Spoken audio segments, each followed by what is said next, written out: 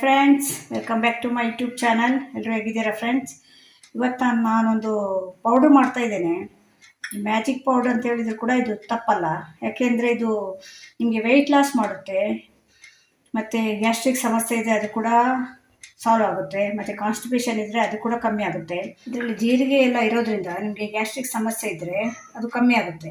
ಮತ್ತು ಮೆಂತ್ಯ ಎಲ್ಲ ಇದರಲ್ಲಿ ಫೈಬರ್ ಇದೆಯಲ್ಲ, ಕಾನ್ಸ್ಟಿಪೇಷನ್ ಕಡಿಮೆ ಆಗುತ್ತೆ.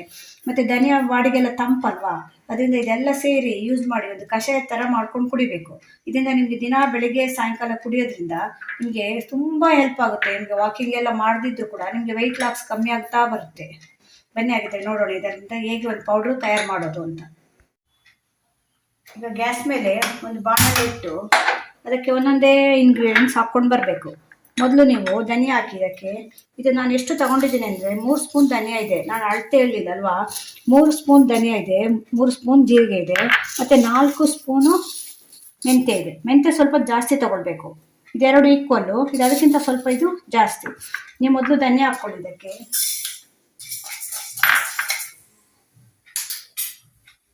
ಧನಿಯಾ ಸ್ವಲ್ಪ ಬಿಸಿ ಆಗಬೇಕು. ಧನಿಯಾ ಸ್ವಲ್ಪ ಬಿಸಿ ಆದಮೇಲೆ ಮೆಂತ್ಯ ಹಾಕ್ಕೊಳ್ಳಿ.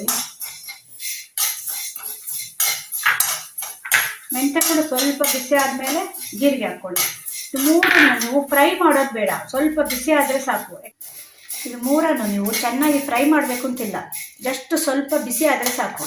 ಯಾಕೆಂದರೆ ಸ್ವಲ್ಪ ಗರಿಗರಿಯಾಗೇ ಇರಬೇಕು ಅದು. ಅದಕ್ಕೆ ಮಿಕ್ಸಿಯಲ್ಲಿ ಹಾಕ್ಕೊಂಡು ತಣ್ಣಗಿದ್ರೆ ಅದು ಪುಡಿ ಆಗೋಲ್ಲ. ಅದು ನಮಗೆ ಪುಡಿ ಮಾಡ್ಕೊಳ್ಳಿಕ್ಕೆ ಎಷ್ಟು ಬೇಕೋ ಅಷ್ಟು ಬಿಸಿ ಮಾಡಿಕೊಂಡ್ರೆ ಸಾಕು.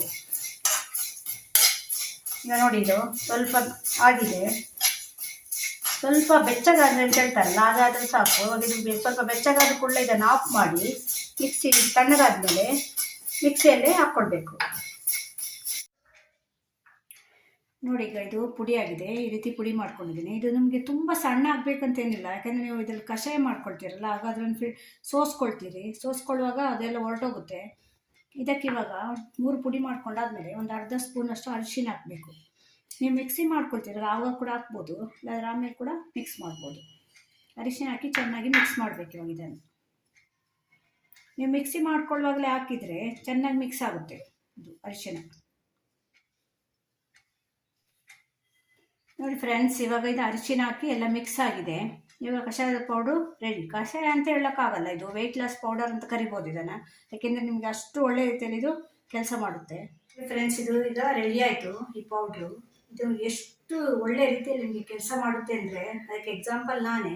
ಸುಮಾರು ನಾನು 65 kg ಇದ್ದೆ. ಎಷ್ಟು ವಾಕಿಂಗ್ ಮಾಡೋದು ಕಮ್ಮಿ ಆಗ್ತಿರ್ಲಿಲ್ಲ. ಇದನ್ನು ಕುಡಿಯೋಕ್ಕೆ ಶುರು ಮಾಡಿದ್ಮೇಲೆ ಆಟೋಮೆಟಿಕ್ಕಾಗಿ ವೆಯ್ಟ್ ಲಾಸ್ ಆಗ್ತಾ ಬಂತು. ಅದನ್ನು ನೀವು ಒಂದು 2 ದಿನ 3 ದಿನ ಕೊಟ್ಟು ನನಗೆ ವೆಯ್ಟ್ ಲಾಸ್ ಆಗಲಿಲ್ಲ, ಕೆಲಸ ಮಾಡಲಿಲ್ಲ ಅಂದರೆ ಆಗೋಲ್ಲ. ಕಂಟಿನ್ಯೂಸ್ ಆಗಿ ನೀವು ಒಂದು 3 ತಿಂಗಳು ಇದನ್ನು ತಗೊಳ್ಬೇಕು. 1 ವಾರ ಕಂಟಿನ್ಯೂಸ್ ಆಗಿ ನೀವು ತಗೊಳ್ಳುವಾಗ ನಿಮಗೆ ಗ್ಯಾಸ್ಟ್ರಿಕ್ ಸಮಸ್ಯೆ ಕಮ್ಮಿ ಆಗಿದ್ದು ಗೊತ್ತಾಗುತ್ತೆ, ಕಾನ್ಸ್ಟಿಪೇಷನ್ ಕಡಿಮೆ ಆಗಿದ್ದು ನಿಮಗೆ ಗೊತ್ತಾಗ್ತಾ ಬರುತ್ತೆ. ಇದನ್ನು ಹೇಗೆ ನೀವು ತಗೊಳ್ಬೇಕು ಅಂದರೆ, ಬೆಳಗ್ಗೆ ಮತ್ತು ಸಾಯಂಕಾಲ ಖಾಲಿ ಹೊಟ್ಟೆಯಲ್ಲಿ ತಗೊಳ್ಬೇಕು. ಬೆಳಗ್ಗೆ ನೀವು ಖಾಲಿ ಹೊಟ್ಟೆಯಲ್ಲಿ 1 ಸ್ಪೂನ್ ಹಾಕಿ ಕಷಾಯ ಮಾಡಿ ಅದನ್ನು ಸೋಸಿ ಸ್ವಲ್ಪ ಲಿಂಬೆಹಣ್ಣು ರಸ ಇದ್ದರೆ ಅದನ್ನು ಕೂಡ ಮಿಕ್ಸ್ ಮಾಡಿ ತಗೊಳ್ಬೋದು. ಮತ್ತು ಸಾಯಂಕಾಲ ಕೂಡ ಹೇಗೆ ಅಂದರೆ, ನೀವು ಸ್ನ್ಯಾಕ್ಸ್ ತಿಂತೀರಲ್ಲ, ಒಂದು 4-5 ಗಂಟೆಗೆ ತಿಂದರೆ ಮತ್ತು ಊಟ ಆಗೋ ಮಧ್ಯ 2-3 ಗಂಟೆ ಗ್ಯಾಪ್ ಇರುತ್ತಲ್ಲ, ಆಗ ಇದನ್ನು ತಗೊಳ್ಬೇಕು. ನಿಮಗೆ 2 ಟೈಮ್ ಆಗೋಲ್ಲ ಅಂದರೆ 1 ಟೈಮ್ ಆದರೂ ತಗೊಳ್ಬೋದು. ಇದನ್ನು ನೀವು ಪೌಡ್ರನ್ನು ಹಾಗೆ ತಗೊಳ್ಳೋದಲ್ಲ, ಇದನ್ನು ನೀರಿಗೆ ಹಾಕಿ ಕುದಿಸಿ ಕಷಾಯ ಮಾಡಿ ಕುಡಿಬೇಕು. ನಾನು ಇದರಿಂದ ಹೇಗೆ ಕಷಾಯ ಮಾಡೋದು ಅಂತ ಇನ್ನೊಂದು ವೀಡಿಯೋದಲ್ಲಿ ತೋರಿಸ್ತೇನೆ. ಯಾಕೆಂದರೆ ಈ ವಿಡಿಯೋ ಲೆಂತ್ ಜಾಸ್ತಿ ಆಗುತ್ತೆ ಅದರಲ್ಲೇ ಕಷಾಯ ಮಾಡಿ ಕೂಡ ತೋರಿಸಿದ್ರೆ.